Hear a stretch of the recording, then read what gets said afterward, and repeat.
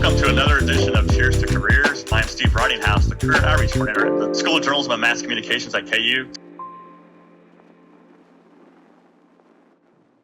Hello and welcome to episode number 88 of Cheers to Careers. I'm Steve Ridinghouse, the Career Outreach Coordinator at the KU School of Journalism and Mass Communications. Today we are joined by KU journalism alum Stephanie Arteaga. She's the Marketing Director at Bostrom.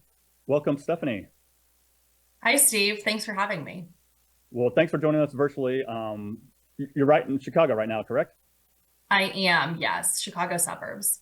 And I was checking out your LinkedIn profile, and it looks like you've been there for close to 6 years. So with Chicago, was that always kind of the dream once you're a KU student, or how did Chicago kind of come into play? Yeah, it was never necessarily in the plan. I lived in Lawrence for about 3 years after graduation. And then my husband and I started discussing a move, and we decided to land on Chicago. He's initially from the area, had really great career opportunities and just a lot of really great things in the area. And we've loved it ever since. And I know you are a marketing director. I know that can cover a lot of responsibilities. Can you kind of summarize what you do? Probably not so much. Day to day is probably different, but throughout a year, what are you trying to do? Yeah, you're right. Each day is so different. It involves a lot of flexibility. I manage a team of content marketing managers. So that involves some supervising, helping them work through a lot of strategy. And then I also have my own client base as well. We're also working for some broader marketing strategies. So a lot of documentation, best practices, really staying on top of trends while being able to focus on some of these data-driven and larger decision-making as well. How have you seen your role? I know you haven't been in this role ever since you left KU, but just marketing in general, the last 10 years, it's really exploded. With digital, social media, it seems like you're doing something new every day. How have you been able to manage all the moving parts? Yeah, it is. It really is such a changing and evolving landscape. I think we've really seen a lot specifically with social media. I remember when I worked for the Kansan, social media was a big part of my job, but just seeing how really Instagram, a lot of other different platforms just blowing up in different ways, and just, yeah, continuously trying to stay on top of these trends is always fun. Now, does Bostrom, do you have kind of a niche market, or what is kind of your primary client base? Yeah, so we provide comprehensive management to professional society, trade associations, and foundations. So really it's a broad range of industries, which is really interesting for me just to have a variety of clients and being able to change up that work from client to client. And I know you touched briefly on your time at the Daily Kansan. Did you know what did you want to do when you were a college student? Do you have a specific plan, or are you just going to go with the flow, or what did you want to do when you graduated? Yeah, so I have a news and info journalism degree. And when I first entered KU, I wanted to be a sports reporter. That was always the dream from the get-go. I worked freshman year with dating me to the Turner Gill press conference. Yeah. And from there, worked on Good Morning KU. So really just continuing a lot of that broadcast background.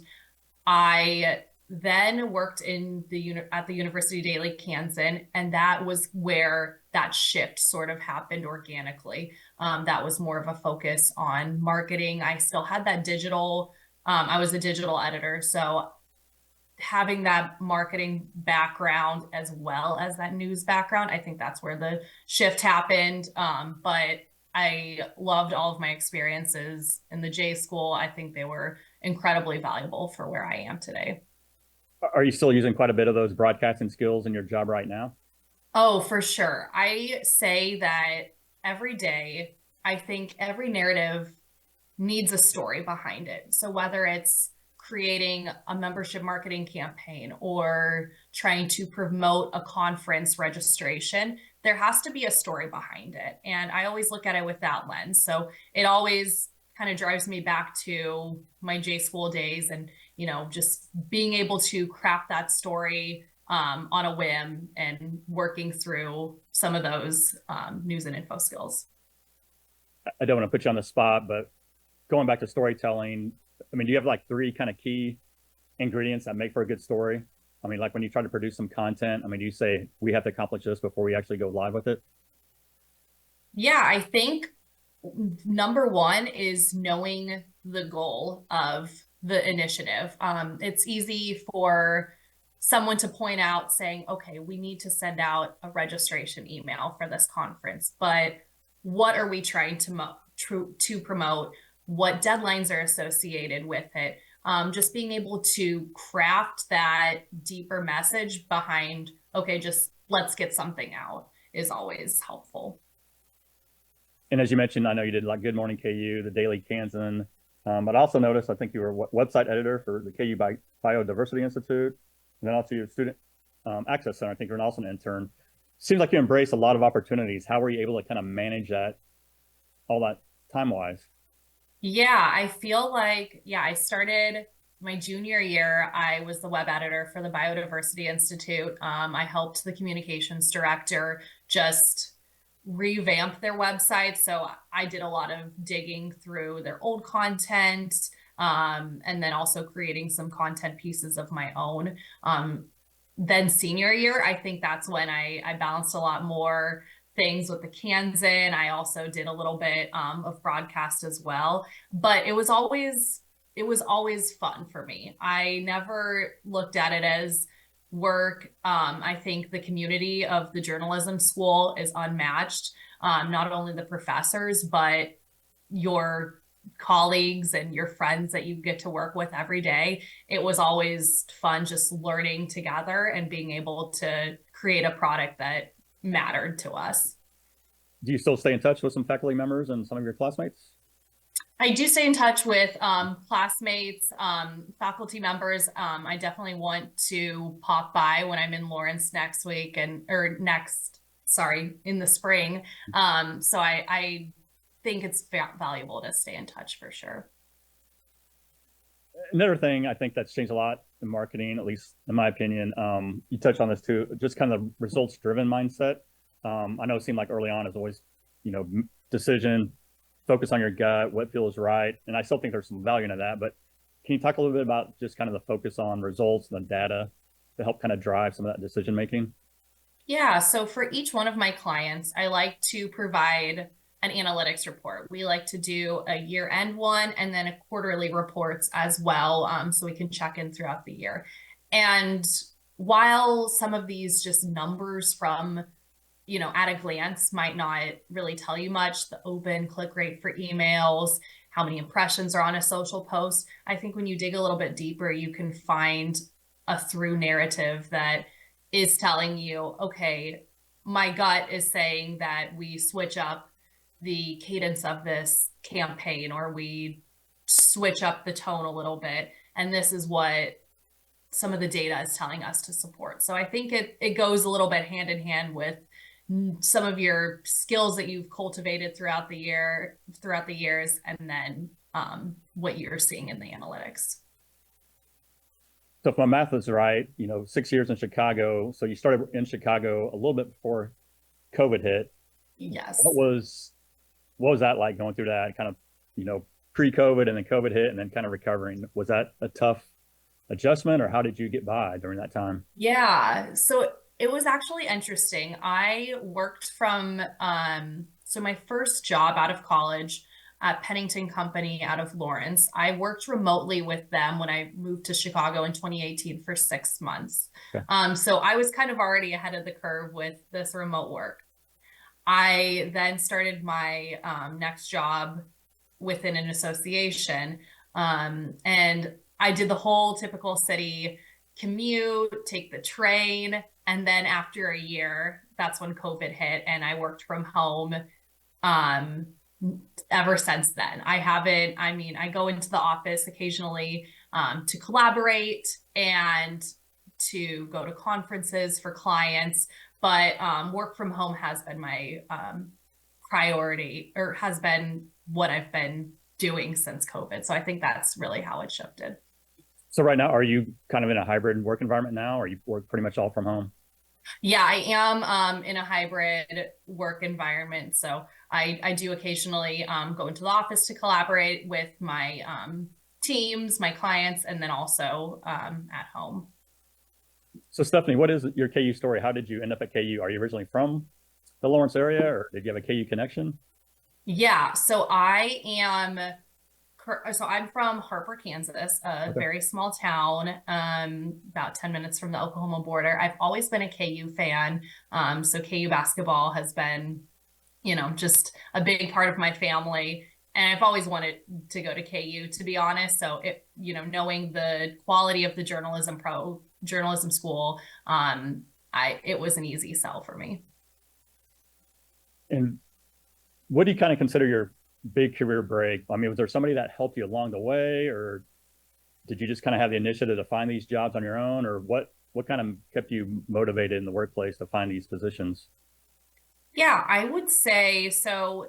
In college, I would say my biggest mentor was Professor Bobkowski. I really learned the value of one-on-ones, accepting feedback, and telling that really strong story, which I think some of those lessons have helped carry me throughout my professional career. In terms of my career, I would say I really hit my stride once I got to Chicago, got my job with the American Plating Association, and started that trajectory toward association work. Okay. And for students who are about to graduate, what advice would you have for them? Kind of taking that path you did. You had that broadcasting background, obviously some amazing transferable skills, but translation to marketing. I mean, what advice would you have to a student that's trying to do what you're doing? Yeah, I would say just stay curious, keep learning. As I've seen over the past decade since I graduated, there's a lot that's evolving. So just don't be afraid to stay in one path. Make sure that you're exploring every type of opportunity that's you're interested in, that's offered to you. I think there's a lot of great things in marketing, and then also within the journalism school. So I think that's really important, just to keep being curious. Nope, I love to hear that. We'll make sure to share that with students. Okay, Stephanie, before you go, I always like to close with a fast five. Just have a little fun. So I know you say you try to get to Lawrence once a year. So when you visit Lawrence, where's that first place you have to go to? Is there a restaurant, somebody you have to meet, or where's that first place you have to go to when you come to Lawrence? The first place was always Salito Lindo, but now that is closed. So I'm going to have to find somewhere else. I guess you work a lot remotely, so maybe this doesn't apply, but if you had a walk-up song for every day you start your work, like in the office or work in general, what's your walk-up? You have a walk-up song that kind of motivates you? Ooh, it would have to be a Taylor Swift song, probably off her Reputation album. I'm not sure which one, but that's the vibe. I always like to ask this one. What is the first news story you remember when you were a kid, like watching on TV? What was the one that kind of caught your attention? I would say, honestly, I mean, I think this is probably the answer for a lot of people within my generation, but 9/11, I think, 9/11. just seeing that unfold. Yeah, that's hard to believe. That's almost 24 years ago. What was your favorite memory from your time at the Daily Kansan or KU Media Crossroads? Is there one story or episode, incident that you kind of remember from that time? I would say we always had, at the end of each semester, there was a softball game, the Newsies versus the ad staff. I'm not sure if they still do that, but that was always a fun sort of end of semester activity we did. But there were just so many late nights of production where we had a lot of good laughs and got a lot of valuable work done. So were you competitive on the softball field? I wasn't, no. Oh, yeah. I was a good cheerleader. So last question, I saw on your LinkedIn that you oversaw a team of 7 journalists at the Bill Self Fantasy Experience. What do you remember about that time? That sounds pretty cool. Yeah, so I was my junior and senior year. I volunteered for pro camps for the Bill Self Fantasy Experience. And that was a really awesome way just to get hands-on within the sports journalism world. Just seeing Bill Self up close. Holly Rowe was there. It was just a really awesome experience to seeing some of these big names and just really feeling like I was part of the experience. So did you get to tell like your team of journalists kind of what to cover, or what was that process like? Yeah, so they had different teams. So each of my journalists was assigned a team. I would edit their stories, compile them, and then there would be a big newsletter at the end of each day. So that was sort of my process. Well, Stephanie, hey, I appreciate your time. I always like to close with a little cheers. I hope you got your KU mug. Yes, I'd like to see it.